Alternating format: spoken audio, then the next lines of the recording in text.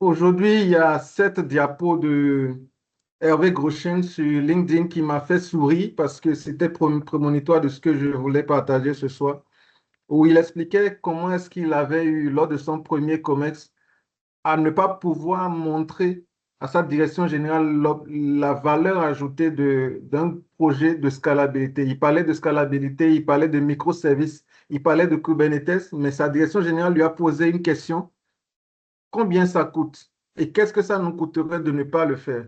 Et il s'est rendu compte qu'il n'avait pas les mots pour pouvoir en parler. Il faudrait qu'on puisse arriver à résoudre des problèmes et non pas juste déployer des technologies.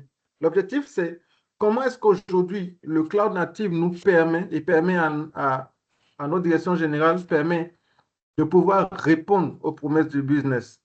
Pour ceux qui ont, moi j'ai eu la chance pendant 7 ans de gérer 3 data centers.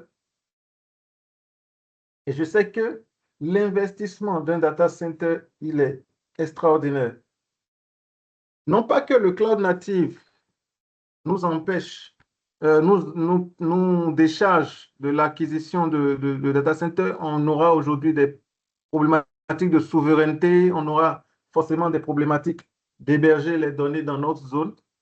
Mais on verra que le business model est complètement différent et le cloud native apporte vraiment un avantage. Au-delà même de la notion de data center, même simplement sur le cloud, on verra que le modèle du cloud native permet de réduire, même en termes de consommation, ce qu'on a sur le cloud. Beaucoup d'entreprises, il y a 10 ans, quand on demandait de passer au cloud, qu'est-ce qui s'est passé? On a pris nos VM, on a pris nos infras pour certains qui étaient en data center, on les a déplacés sur le cloud. Ce qui fait que parfois, on a même sur nos infra cloud un défi d'optimisation. C'est pour cela que FinOps, c'est vraiment une matière pour pouvoir couvrir. Donc, on s'est rendu compte que aujourd'hui, le cloud natif apporte au-delà même de cela.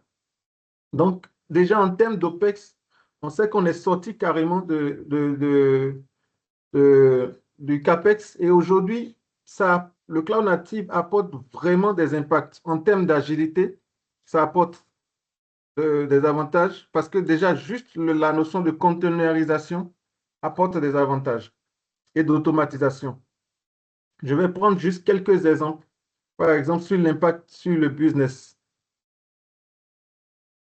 sur comment même aujourd'hui on peut rapidement dans les zones, au lieu d'acheter, par exemple, je dis n'importe quoi, au lieu d'acheter, par exemple, des VM qui font, euh, je dirais, 16 CPU, alors qu'on n'en utilise que 2 et c'est peut-être dans une période de fête ou bien dans une période de Black Friday qu'on va avoir besoin des autres, on peut ne pas tout acheter. Et ce qui fait que c'est à la consommation qu'on peut demander juste dans cette période-là d'augmenter le nombre de pots. Et aujourd'hui, quand on prend des pannes pour ceux qui sont dans le système d'information, on sent que la direction générale accorde une importance très haute à la haute disponibilité, à la tolérance aux pannes, mais pas de la même manière dont nous, les IT, on considère la haute disponibilité ou la tolérance aux pannes. Et on va essayer de voir ensemble le point de vue du business en termes de résilience informatique et qu'est-ce que coûte réellement une panne pour l'entreprise. La résilience informatique, ce n'est pas une question technique, c'est une question de chiffre d'affaires et on va voir ensemble pourquoi. Quand par exemple, je prends une entreprise je prends une fintech par exemple, qui fait des paiements. Si en 1 heure, le système est down, ça se chiffre non seulement en perte de chiffre d'affaires parce que les transactions ne vont pas passer pendant 1 heure, mais l'effet est plus grand parce que ceux qui n'ont pas pu, pendant cette heure-là, se connecter sur la plateforme de cette fintech, peut-être pendant l'heure-là, ont commencé à chercher des alternatives. Et peut-être leurs prochains achats, ils ne le feront plus. Ou leurs prochains paiements, ils ne le feront plus avec cette fintech, ils vont basculer. On a tous connu les problématiques quand WhatsApp a eu une panne, beaucoup ont switché sur Telegram. Donc, la panne n'est plus aujourd'hui un coût ou du moins une problématique simplement technique. Ce n'est pas, la résilience informatique n'est pas juste pour les ingénieurs pour faire genre, mais ça agit réellement sur le chiffre d'affaires. Comment aujourd'hui le cloud natif permet alors de sécuriser le chiffre d'affaires? On va voir quelques principes du cloud natif qui permettent vraiment de travailler sur vraiment cette scalabilité. Il y a ce qu'on appelle le self-healing, l'auto-guérison. Quand on prend l'approche traditionnelle pour ceux qui ont travaillé en data center avant, quand un serveur plante, on est obligé, l'ingénieur d'astreinte, et ça je l'ai fait pendant très longtemps, l'ingénieur est obligé de se réveiller, se connecter, diagnostiquer et relancer le service. Et le business est à l'arrêt. Dans l'approche cloud native, dès qu'une instance de l'application crash, on a l'orchestrateur comme Kubernetes qui réaligne le système à l'état. C'est vrai que les CKA comme Arnaud sont dans le call, on salue au passage. C'est vrai qu'on verra après les problématiques de troubleshooting d'un cluster Kubernetes en production, qui a aussi ces problématiques, mais le principe de l'auto-guérison, c'est un principe vraiment extraordinaire que Kubernetes apporte, qu'on n'avait pas dans les data centers traditionnels. Il y a le cloisonnement des pannes. Avant, on avait ce qu'on appelait des applications monolithiques, avant la containerisation.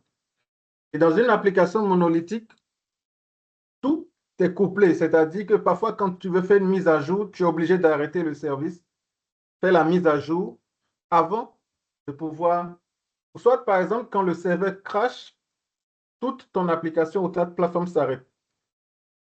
L'approche en microservice, elle est vraiment intéressante parce qu'on part d'un découpage de la solution en microservice.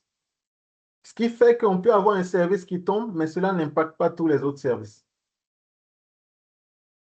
Et c'est vraiment extraordinaire. Il y a la résilience géographique. C'est vrai qu'on va dire, pour nous qui avons fait du data center pendant très longtemps, on va dire, oui, je construis mon PCA, je construis mon PRA, ou bien je construis ma résilience sur site avec un système de load balancing. Je l'ai fait pendant des années, mais en rentrant de plein pied dans l'approche cloud native, je me suis rendu compte que ici, l'infrastructure peut être distribuée automatiquement sur plusieurs centres de données. Là, je suis en train de construire des tutoriels autour de ça pour simuler un peu ce qui se passe quand je perds une zone, ainsi de suite. Et voilà, je suis en train de travailler là-dessus. Mais c'est déjà des avantages qu'on peut vendre à la direction générale pour l'adoption. C'est vrai qu'après, il y a une courbe d'apprentissage qu'on verra un peu plus loin. Mais voici ce que peut coûter une heure de panne quand on a une infra non containerisée.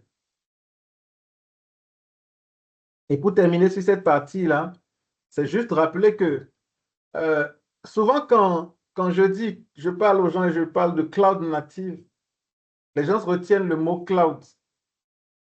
Et ils disent, mais Lionel, on est déjà sur le cloud. Et c'est là où je dis, non, mais il y a une différence fondamentale entre le cloud et le cloud native. Le cloud, c'est je déplace mon infra sur un nuage, je m'affranchis de ça, peut-être en IaaS, en PaaS ou en SaaS si je veux. Mais le cloud native, je peux faire du cloud native en utilisant des, de- des hyperscalers, mais je peux même m'appuyer sur des petites machines. Aujourd'hui, en Afrique de l'Ouest et en Afrique de manière globale, mais en Afrique de l'Ouest particulièrement, on a des problématiques qui ne sont pas forcément les problématiques d'autres régions, mais on peut faire de l'edge computing avec ça. Je peux avoir une partie, je peux faire une stratégie multi-cloud avec une partie chez un cloud provider, une autre en on-premise je peux faire de l'hybride, je peux monter un cloud souverain avec, l'écosystème cloud native. Je présente quelques cas d'usage que j'ai récupérés sur Internet, bien sûr. Et le cas d'usage le plus extraordinaire, c'est celui de Goldman Sachs, qui est une banque. Et on sait que les banques américaines, les banques européennes ont un lourd passé de mainframe, surtout avec COBOL. Mais Goldman Sachs a pu,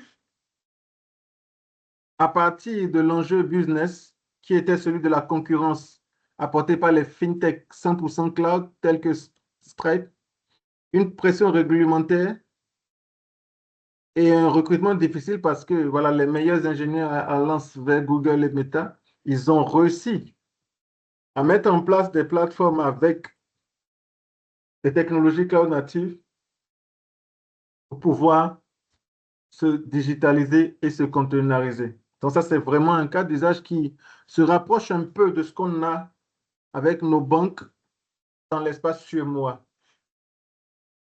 Donc voici un peu la stack qu'ils utilisent.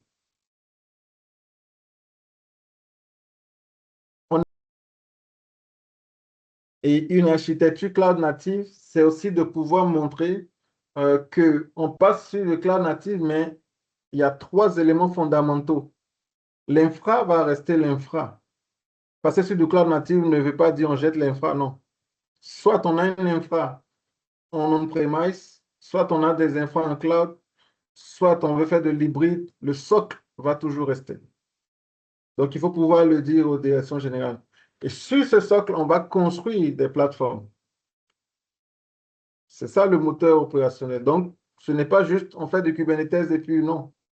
Il y a l'infra en bas, il y a la plateforme et on verra dans un des webinaires que je suis en train de passer comment est-ce que l'admin 6 devient un ingénieur de plateforme. Et c'est vraiment là l'une des valeurs ajoutées quand on va pouvoir construire des développeurs portales avec Backstage, par exemple. Là, on va commencer à apporter même de la valeur ajoutée à nos développeurs. Et ensuite, maintenant, on voit qu'au-dessus de la plateforme, on a le produit. Donc, ça, c'est ce que les gens se connaissent. C'est les interfaces en React, c'est les solutions avec des interfaces. Mais tout ça en bas, on construit l'infra, on construit la plateforme et maintenant, les produits se posent dessus. Donc, il faut pouvoir expliquer à la direction générale pourquoi est-ce qu'on paie 3 mois pour pouvoir construire une plateforme qui ne voit pas, parce que la direction générale ne voit pas Kubernetes. Oui, mais OK, tu nous parles de ce projet depuis 6 mois, mais ça en est où? Non, je suis en train de... Non, non, non. Comment on fait? Donc, il faut pouvoir expliquer cette architecture à trois niveaux. Et la partie qui est la plus stressante, je dis souvent, c'est la partie où on va nous poser la fameuse question de Hervé Groschen, combien ça coûte, combien ça rapporte. Aujourd'hui, il faut pouvoir faire un ordre de grandeur et pouvoir justifier le retour sur investissement parce qu'on apporte une nouvelle technologie. Combien ça coûte? Il faut qu'on puisse arriver à l'évaluer. On m'a dit un jour, ouais, mais ton affaire, c'est de l'open source, non? Ouais, c'est de l'open source, mais donc c'est gratuit. Pas forcément. Donc, il y a des investissements à faire en termes de plateforme et d'outillage, en termes de formation, et peut-être même si l'environnement est assez euh, stressant ou assez élevé comme défi, on va avoir besoin d'un conseil, d'un accompagnement. On va devoir faire du refactoring applicatif, donc peut-être des équipes de dev supplémentaires. Mais on se rend compte qu'on apporte des économies en termes d'infra quand on adopte le cloud natif. On amène de la productivité au niveau des équipes, surtout des développeurs. On réduit les incidents avec l'approche SRE et on augmente le time to market. Donc, il faut pouvoir aussi dire ces choses aux directions générales, présenter l'investissement, le rapport entre les investissements et les gains qui se feront à court, à moyen ou à long terme.